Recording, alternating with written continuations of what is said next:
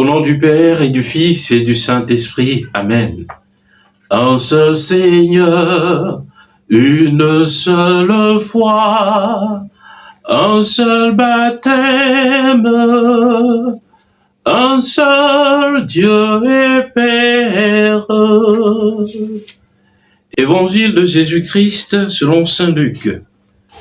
En ce temps-là, le peuple venu auprès de Jean le Baptiste était en attente, et tous se demandaient en eux-mêmes si Jean n'était pas le Christ. Jean s'adressa alors à tous. « Moi, je vous baptise avec de l'eau, mais il vient celui qui est plus fort que moi. Je ne suis pas digne de dénouer la courroie de ses sandales. Lui vous baptisera dans l'Esprit Saint et le feu. » Comme tout le peuple se faisait baptiser et qu'après avoir été baptisé lui aussi, Jésus priait. Le ciel s'ouvrit. L'Esprit Saint, sous une apparence corporelle, comme une colombe, descendit sur Jésus. Et il y eut une voix venant du ciel. « Toi, tu es mon Fils bien-aimé, en toi je trouve ma joie. » Acclamons la parole de Dieu. Louange à toi, Seigneur Jésus. Bien-aimés de Dieu, paix et joie à vous. En ce dimanche qui clôture le temps de Noël, nous célébrons la fête du baptême de notre Seigneur Jésus-Christ. Oui, cette fête vient à point nommé pour nous donner de redécouvrir l'essentiel des grâces que nous recevons dans le sacrement du baptême.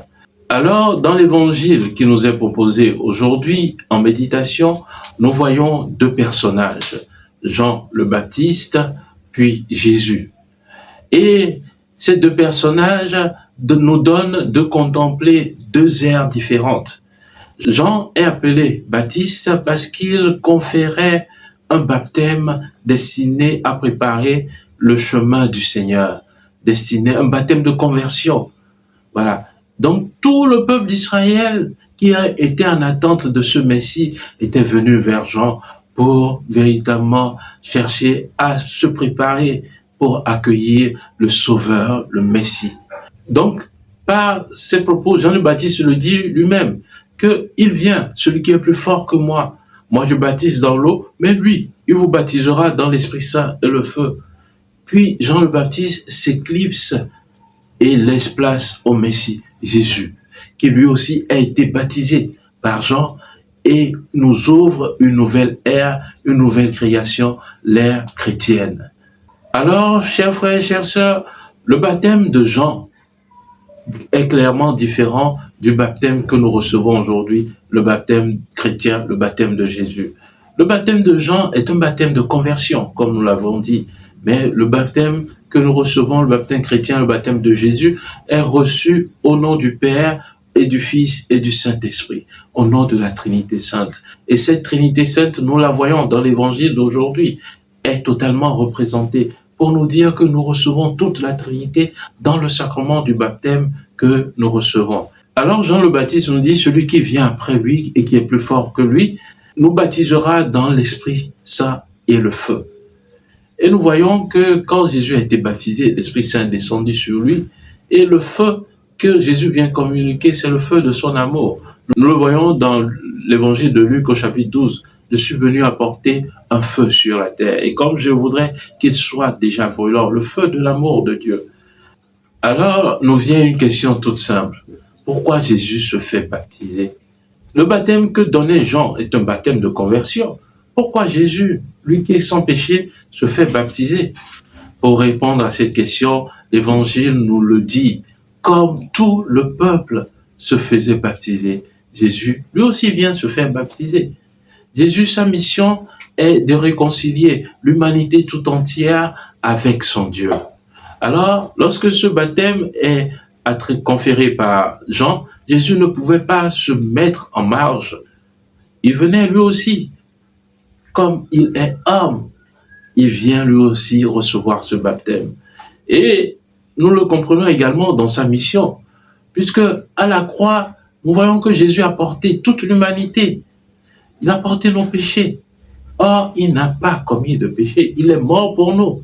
Et La Bible nous dit que le salaire du péché, c'est la mort. Jésus n'a pas commis de péché, il ne devrait pas mourir. Mais c'est parce qu'il a été solidaire du genre humain qu'il est mort pour nous. Alors nous retenons que cette solidarité au genre humain fait que Jésus doit recevoir ce baptême et plus tard doit mourir pour le genre humain. Voilà la réponse à notre question. Et nous voyons que Jésus, lorsqu'il a été baptisé, l'Évangile nous dit que la première action qu'il a posée, c'est la prière. Il priait. Bien aimé, cela nous interpelle aujourd'hui en tant que chrétiens par rapport au sacrement de baptême que nous recevons ou par rapport à tous les sacrements que nous recevons. Lorsque nous recevons bien souvent le sacrement de baptême ou lorsque nos enfants le reçoivent, qu'est-ce que nous en faisons? Quelle est la première action que nous posons? Bien souvent, nous pensons directement au fait. Non. Dans tout sacrement, le Seigneur nous donne sa vie et il nous donne des grâces invisibles selon la définition que nous connaissons du sacrement. Alors, après chaque sacrement, il nous est important de prier pour ouvrir les cieux afin que tombent sur nous des grâces que nous voulons, dont nous avons besoin, dont nos familles ont besoin, que ce soit des enfants que nous amenons à baptiser. Directement après ce sacrement, prenons un temps de prière avec cet enfant. Prions. Même si ce sont des adultes, prions avec eux. Et Jésus nous dit, voici les signes qui accompagneront ceux qui deviendront croyants. En Marc 16, verset 15. En mon nom, ils expulseront les démons. Ils imposeront les mains aux malades et ils s'en trouveront bien. Et ils tiendront des serpents dans leurs mains. S'ils boivent un poison quelconque, cela ne leur fera aucun mal. Alors, chers frères, chères sœurs, où en sommes-nous par rapport à notre baptême? Jésus, après son baptême, la première chose qu'il a faite, c'est la prière. Et l'Évangile nous dit, quand il a prié, les cieux se sont ouverts. Ah oui, chaque prière nous donne de communiquer avec Dieu. Les prophètes dans l'Ancien Testament, ils nous faisaient entrevoir que, avec le péché de nos premiers parents, les cieux se sont fermés, totalement fermés. Et Dieu ne dialoguait plus tellement avec les hommes. Et voilà que Jésus, maintenant par sa prière, ouvre les cieux et nous donne d'écouter maintenant la voix du Père. Ah oui, chers frères, chères sœurs, Dieu nous donne directement d'écouter sa voix par la prière de Jésus. Que c'est formidable. Eh bien, lorsque les cieux se sont ouverts, nous avons vu que l'Esprit Saint est venu reposer sur Jésus sous une forme corporelle, une forme de colombe. Et cette colombe, nous la voyons dans les Saintes Écritures. Elle traduit notamment le don du Saint-Esprit, mais surtout une nouvelle création. Dans le livre de la Genèse, chapitre 1, verset 2, on nous dit « L'Esprit de Dieu planait sur les eaux au début de la création. Et lorsque cet esprit planait sur les eaux, après cela, la création s'est faite. » Allons plus loin, le Talmud des Juifs nous fait comprendre que cet Esprit Saint qui planait sur les eaux planait sous une forme de colombe. Et deuxième exemple de nouvelle création, nous le voyons toujours dans le livre de la Genèse. Après le déluge, Noé prit une colombe qu'il lâcha pour voir si la surface de la terre était maintenant sèche. Alors la colombe est revenue vers Noé avec un rameau d'olivier pour symboliser la paix et la nouvelle création, une nouvelle ère. Également Jésus, dans l'Esprit Saint qui lui a été donné et dans la voix du Père par son baptême, nous fait entrevoir une nouvelle création, une nouvelle ère. Voilà pourquoi Jean le Baptiste s'éclisse et laisse maintenant Jésus nous communiquer, être le chef, être le maître de cette nouvelle ère chrétienne. Oui, bien-aimés de Dieu, voilà le mystère du baptême que nous célébrons aujourd'hui. Et dans le baptême, et dans chaque baptême que nous recevons, ce qui s'est passé sur Jésus dans l'Évangile se passe exactement. Nous sommes lavés, purifiés de nos péchés. Nous avons le don du Saint-Esprit. L'Esprit Saint vient reposer sur nous par l'onction du Saint-Crème. Et maintenant, nous sommes faits enfants de Dieu par cet Esprit Saint qui nous est donné. Et c'est Saint Paul qui nous le dit dans la lettre aux Romains, chapitre 8, versets 14 et 15, et même encore verset 16. Saint Paul nous fait comprendre que l'Esprit Saint habite en nous et il nous fait crier Abba vers le Père. Et dans le verset 16, Saint Paul nous dit que l'Esprit Saint atteste à notre esprit petit e que nous sommes enfants de Dieu. Voilà, c'est l'Esprit Saint qui nous fait enfants de Dieu. Chers frères, chères sœurs, es-tu conscient d'avoir reçu l'Esprit Saint dans ton baptême? Oui. Par le baptême, nous sommes enrôlés dans la milice du Christ, comme nous le dit Tertullien, ce père de l'Église, pour œuvrer comme les soldats pour la cause du Christ. Qu'est-ce que tu fais de ton baptême? Es-tu véritablement un soldat pour le Christ? Un soldat qui défend le Christ? Un soldat qui accomplit avec autorité ce pourquoi on l'a envoyé? Oui, bien-aimé de Dieu, le Christ nous envoie. Le baptême est un engagement pour nous. En effet, nous avons un cantique, le cantique du Poumon 233, qui nous dit « Mais fia jogweta nunamao ». Je prête serment, je le jure. Voilà, c'est un engagement pour nous. Est-ce que nous sommes conscients de ce que nous recevons dans le baptême? Et le catéchisme de l'Église catholique nous le dit que depuis le temps des apôtres, pour être véritablement pleinement chrétien, il y a le baptême, la communion eucharistique, mais il y a surtout aussi l'effusion de l'Esprit Saint. Le pape François ne cesse de revenir là-dessus. Il faut vivre ce cheminement de la vie dans l'Esprit Saint pour redécouvrir tout ce que l'Esprit Saint a mis en nous, pour être conscient de cela. Alors, chers frères, chères sœurs, redécouvrons les richesses que nous recevons dans ce sacrement du baptême. Aujourd'hui, ce dimanche nous est donné pour pouvoir célébrer ce sacrement de joie, ce grand sacrement que nous recevons, qui est la porte de tous les sacrements, la porte de la vie éternelle. Ah oui, à chaque messe d'enterrement, on fait allusion à ce sacrement de baptême. C'est par lui que nous entrons déjà dans la vie éternelle. Amen. Alors, bien-aimés de Dieu, que ce sacrement ne soit pas simplement quelque chose de futile que nous recevons, non. Mais c'est la vie de Dieu qui nous est donnée dans ce sacrement. Et prenons soin également de nos enfants que nous venons baptiser. Alors, j'aborde le thème sur le baptême des enfants. Ah oui, bien-aimés de Dieu, faites baptiser vos enfants. Cela est important. Jésus, quand il est venu sur la terre, il est venu apporter le salut à tous les hommes. Tous les hommes, ces enfants aussi sont des hommes. Et lorsque nous prenons le livre de la Genèse, nous voyons que Dieu faisait alliance avec les enfants à partir du 8e jour. La circoncision. Cette circoncision était l'alliance que Dieu fait avec son peuple. Et les enfants, Dieu le faisait avec eux à partir du 8e jour. Dieu ne peut pas refuser de donner sa vie à ses enfants. Ces enfants ne décident pas de venir au monde.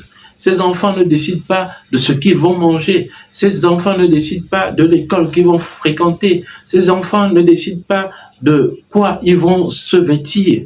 Ces enfants ne décident pas quand ils sont malades d'aller à l'hôpital. Non. Vous qui êtes parents, vous savez ce qui est bien pour vos enfants. Alors combien plus vous devez désirer ce baptême, cette vie de Dieu pour vos enfants. Bien-aimés de Dieu, j'aimerais vraiment que nous puissions rectifier le tir par rapport à ces débats sur le baptême des enfants. Et lorsque nous prenons la Bible, dans le livre des Actes des Apôtres, nous voyons que Saint Paul et Silas, ils ont baptisé la famille de ce geôlier dans Actes au chapitre 16. Lorsqu'ils sont sortis de prison, ils ont baptisé la famille de ce geôlier.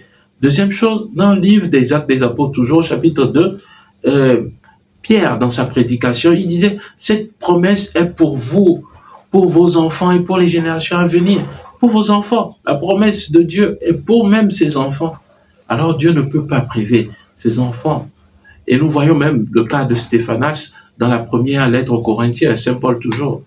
Alors, bien-aimé de Dieu, Dieu aime ses enfants. Et il le dit, laissez les enfants venir à moi. Alors, le Code de droit canonique recommande ceci au canon 867. Les parents sont tenus par l'obligation de faire baptiser leurs enfants dès les premières semaines.